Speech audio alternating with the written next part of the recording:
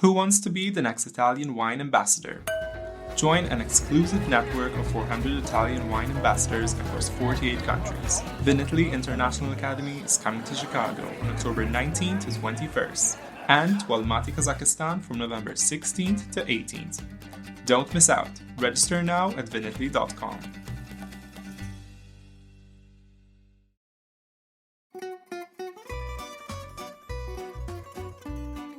Welcome to Wine, Food and Travel with me, Marc Millon, on Italian Wine Podcast. Listen in as we journey to some of Italy's most beautiful places in the company of those who know them best, the families who grow grapes and make fabulous wines. Through their stories, we will learn not just about their wines, but also about their ways of life, the local and regional foods and specialities that pair naturally with their wines, and the most beautiful places to visit. We have a wonderful journey of discovery ahead of us, and I hope you will join me.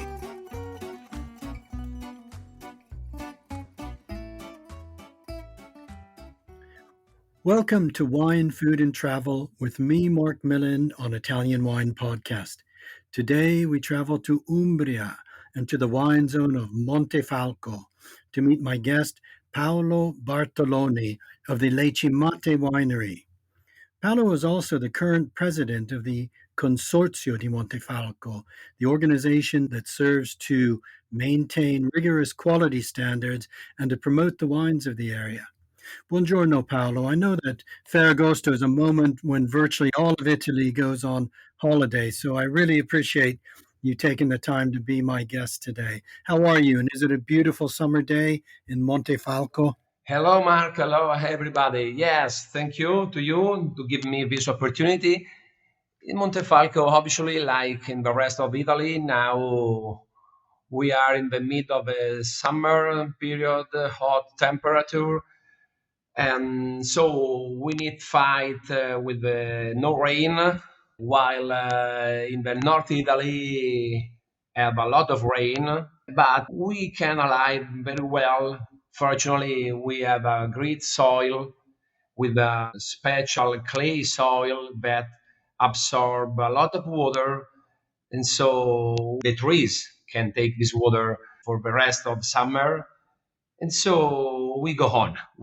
Okay, so the challenges of climate change, the challenges of hot weather and lack of rain, but nonetheless, the vineyards are still doing well. Paolo, for our listeners are located all around the world who may not have been to Montefalco, may not have been even to Umbria.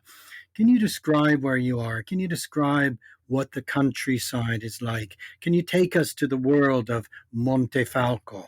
Yes, absolutely.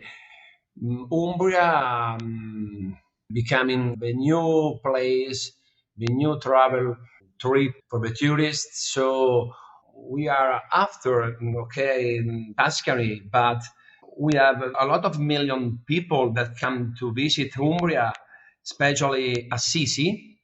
We are famous for the Franciscan monk, Assisi, the capital in the world.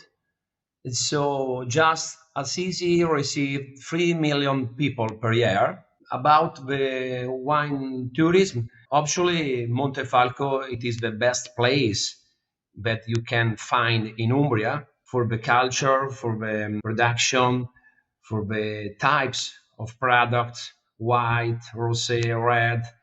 So Umbria is called the green heart of Italy, and because we have a lot of green area, forest, lake. So about these problems, the changes climate, we can alive. So I said that because we have the water, but actually Umbria is famous for the church, for the wine tourism, okay, for the ancient places like Perugia, like Orvieto, Spoleto, fantastic places to visit, Spello, another one. We are very happy for the tourism, especially the last year was the greatest. Absolutely. After the pandemic, a lot of Italian people discovered Umbria, so moved here thousand people to visit these places. This year, probably the people choose both the beach and Umbria, because you need to know that Umbria, it is just the one of the on three regions in Italy that don't have the sea. Okay, so that's really interesting, Paolo, that even for Italians, Umbria is somewhere that is being discovered. And I think for visitors from other countries, it's a wonderful place to discover. Very close to Tuscany, close to Rome, and it's a world apart, this green heart of Italy. Now, I know Montefalco itself is a very beautiful small town sited in a high strategic position. I can remember visiting the Comune, Paolo, and looking out from, I think it's a bell tower, over the most beautiful countryside of rolling hills, beautiful views, and cool air always up on this higher altitude. So this is very important for the wine country, isn't it? The hills and the altitude and this wonderful breeze. Absolutely. Montefalco, the translation in English mean mountain of falcon. So we are on 440 meters above the sea level. You said before about the windy, the landscape, it's amazing. And so we are in the mid, just now in August, in the mid of the big parties. So in the festa in Montefalco, we have four different taverna in Montefalco village. And so we accept every year 1,000 people that come to eat. Oh, wow. We'll have to talk about the food of the area a little bit later in the interview because I'm very interested to hear what you eat. So we'll discuss that a little bit on in our conversation. Now, Paolo, you're the third generation of wine growers, and your family have been growing grapes and making wines for some decades, but the Cimate winery was only founded in 2011. Is that correct? And can you share your family story? Everything is correct. My grandfather started his career in 1954 when he started to spend his life in agriculture business, and he immediately after the Second World War invested in the vineyard. So he had in the 1960 just 3 hectares of vineyard and another 6 hectares of the holy trees. During the years, he invested and spent money to buy more land, to planted more vineyard, more olive trees. With my helps in 2008, now we have 23 hectares of vineyard and another 26 hectares of olive trees. That mean 8,000 trees. So in this area, it's very important the production of the wine grapes as well as the olive trees. So we produce both. And then I decided to invest another money in the hazelnut business.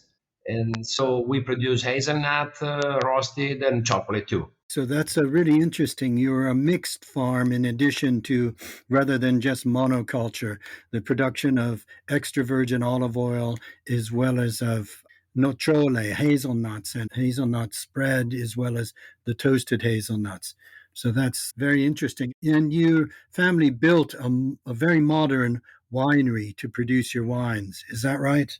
Yes, my father has been an engineering, so he project everything, the building, and with my help, we invest in the most modern winery that we could do about our money, obviously, but we decided to be modern in 2010, and we are still modern now. So we are very happy for that. We consider the modernity the helpness of my employees. So what mean? In the winery, I have just 2 employees that can work very healthy, very with a relax. So with the touch screen to control the temperature, to control the pumps. In each steel tank, we have a controller, domotic, so we can do in the same moment the pumping to put in circulation with the mast, with the skins in a lot of different steel tank. And so we can follow at the same moment different fermentation, red, rosé, white.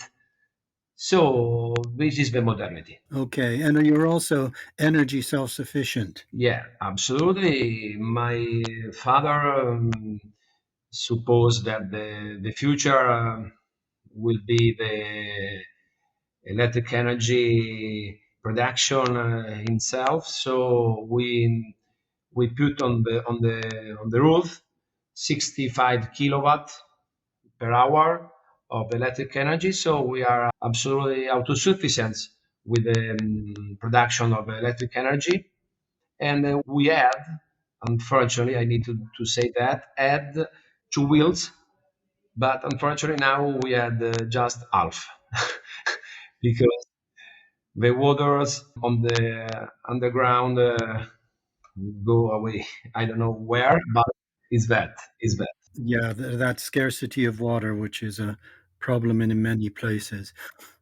You cultivate both native grape varieties as well as some international, but I'd like to talk about two great native grape varieties that are very much part of the identity of Montefalco and which I think our listeners are intrigued to learn more about. Can we talk about, first of all, Trebbiano Spoletino? Yes, absolutely. The two most important grapes here are Sagrantino and Trebbiano Spoletino. Trebbiano Spoletino, it is an amazing white varietal that we believe immediately in it in 2007. And so we are one of the most producers about this grape. And my idea was to produce a very different style of Trebbiano Spoletino because I believe that this grape can give us different flavor and style if we do the sparkling wine, if we do the classic or aging in the barrel, or in the another version, I am the first producer in Pasito. Oh, okay. Huge potential for the Trebbiano Spoletino to produce styles of wine across the range. And of course, it's important for our listeners to know that Trebbiano Spoletino is a unique variety, completely different, for example, from Trebbiano Toscano. Absolutely. Trebbiano Spoletino, it is another clone, another varietal of grape, completely different shape. I put in my label the shape of the grape to understand better what mean Trebbiano Spoletino. So it is very similar to the Italy map. So with the final wings like the boot and the weight per bunches, it is very few. So normally 250 grams every grape. The total production per hectares it is almost 7 tons per hectare. While if you compare with another type of grapes like Vermentino, for example, Vermentino produce 12, 13, 14 tons per hectare. Trebbiano just 7, 8 tons per hectare. So we start by low production. We start by the high concentration of acidity, probably one of the most acid wine together Riesling. And so for these characteristics, I believe that this wine it is very eclectic. So we can produce sparkling wine, we can produce classic, more drinkable, more fresh, or like the aging in the barrel, or for example the pasito. So I am the first producer in the four versions. That's really, really interesting. And that high acidity, of course, giving the wines from Trebbiano Spoletino the capacity to age and evolve for many, many years. Yeah, yeah, a lot, a lot. We do a vertical tasting with amazing vintages like 2009, 10, 11, and give us special tasting in the mouth. okay, more yellow, more complexity, more honey smell, more acacia smell. It's wonderful. It's very great, very good. Okay, wonderful. Now let's talk about the other great native grape variety you mentioned, something completely unique to Montefalco, the Sagrantino. Absolutely. Sagrantino, by the name of the term, mean secret grape because was used on the church to baptize the mass in the past. But now we received just 2 years ago another advertising by a university studios. So probably the native name Sagrantino come from the medical recipe to recognize the falcon. The falcon in the 14th century had a big disease. So, to save the falcon, the monk discovered a new recipe to save it. And this recipe was made with honey, leaves, and skins of Sagrantino. So probably this name native come from this storytelling. That's extraordinary. That's an amazing story. To save the falcon, the bird, which is something of a symbol of Montefalco. Absolutely. Montefalco, wasn't it renamed by Federico II, who loved falconry and also came to Montefalco? Yeah, Coccorone. Coccorone was the native name that changed with Federico II in Montefalco about the position of the village. So on the top of the hill, and so Montefalco, because we had a lot of falcons. But about the grape, I need to spend some words. Absolutely, Mark. Sagrantino, we started to produce Sagrantino in 1950, very seriously. Before, it was not considered a great grape, but after that burning a lot of wineries, we invest, we discover the potential of this grape, and in 1992 we received a DOCG appellation. So we had just 32 years about this new appellation DOCG, the maximum appellation in Italy, and Sagrantino changed the style and the life in these 30 years. Now we can consider it very approachable, very drinkable, because we discover the method, the maturation timing, the aging time in the barrel. So now we are very happy with the new vintage style about Sagrantino. And obviously, Sagrantino can age a lot of years in the bottles, but we sell after 4 years after the harvest. And by this date, you can drink immediately, or you can stock on your cellar to drink in a special moment. Okay, that's very interesting to hear the evolution in style. Sagrantino, of course, being very dense in color, rich in tannin, making wines that can be, as you say, in the past, the reputation was for wines that were very big and needed a lot of time. But you're saying now, Paolo, that techniques in the cellar, optimum ripeness, and vinifying in a way to produce wines that are much more approachable at an earlier age. That's very important for our listeners to understand because Sagrantino is one of the truly great red grape varieties and producing some of the greatest wines in Italy. So that evolution is very important. I suppose that Sagrantino it is on the top 10 category of red wine in Italy, but unfortunately in these years we didn't have the same advertising and promotion by the journalists, by the critics. So I will happy if we change this advertising because Sagrantino need to be one of the top 10 red wine in Italy. Absolutely. And we're talking about the Sagrantino in Purezza.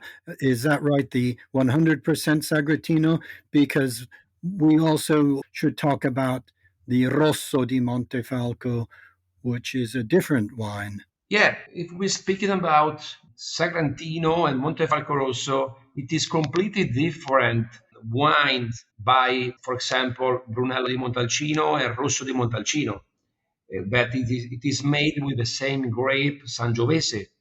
So here, Sagrantino and pure, just for the Sagrantino DOCG, and Montefalco Rosso, it is made with Sangiovese 60%, maximum 80, Sagrantino 15, maximum 25.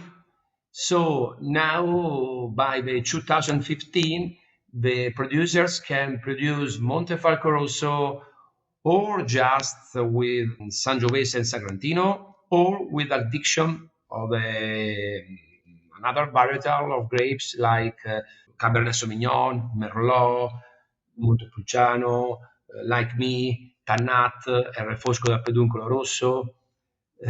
So I put inside two unbelievable grapes in the Montefalco Rosso. But Montefalco Rosso, it is considered the most approachable wine in Umbria.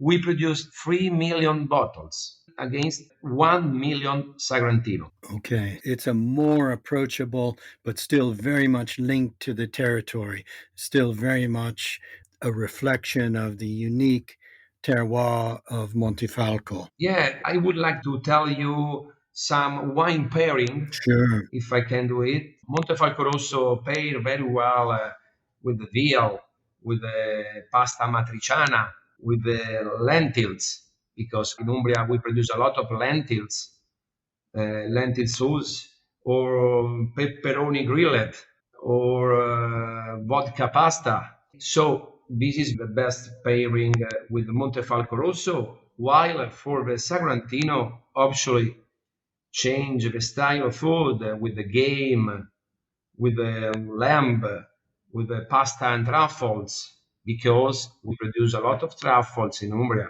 with the white boar, with the grilled pork.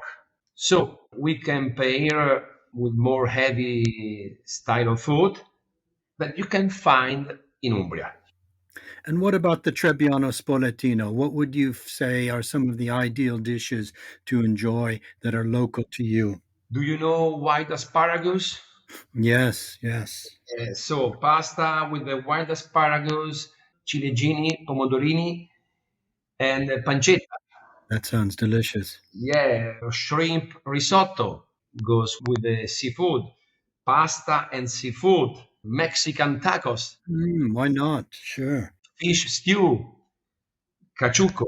Cachuco. You mentioned there are different sagre just at the moment, summer festivals. What are people eating who come to Montefalco for these summer festivals? What are the street foods? Beh, stinco di maiale, so come si dice stinco? Oh, stinco is the shin of pork, slow cooked. Yeah, absolutely. And then the lamb, pasta and truffles like the water, Those are the summer black truffles. black truffle summer. Yeah. Fortunately, this year went very well because we had a lot of rain in May and in June. So now we have a lot of truffles. That's nice to have it. You can never have enough truffles. Now, I want to mention one more wine of yours before we move on to wine hospitality, and that is your Sagrantino Passito. This is a very special wine, isn't it? Sagrantino Passito, it is considered a niche product because you never find Passito red color. Normally white color like Pantelleria, like Moscato, like Vinsanto. While Sagrantino Passito, it is made with the red Sagrantino actually, and we harvest in the correct time, not so late, but we put in the special room to become raisin, and so the concentration of sugar paired very well with the tannin, with the acidity, with the alcohol. So normally the alcohol stay at 15 and a half, not so much. The acidity like 5.5, and the sugar content around 100 grams per liter. So this combination is amazing. You can pair alone, you can pair with a dark chocolate like mine production, or with a dry fruit, almond, hazelnut. So a real vino da meditazione. Bravo, esatto, Mark, meditazione, esatto, esatto. For this wine, we just building a new apartment, so I will have the new apartment in the next months with 8 people, with a jacuzzi on the terrace. After 20 years, my dream it's realized.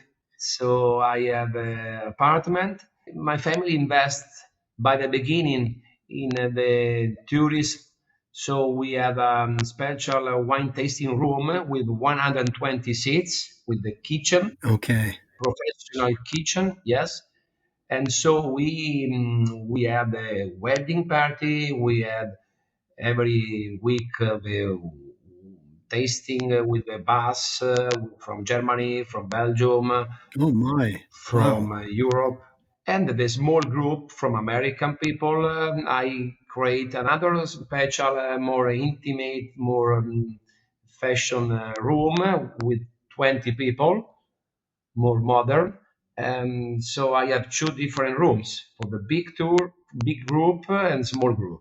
Okay, so our listeners who, as I say, are located around the world, if they wish to visit Le Cimate, they can contact you in advance and arrange visits, wine tastings, or indeed this apartment would be available to rent. Is that correct? Yes, yes, thank you.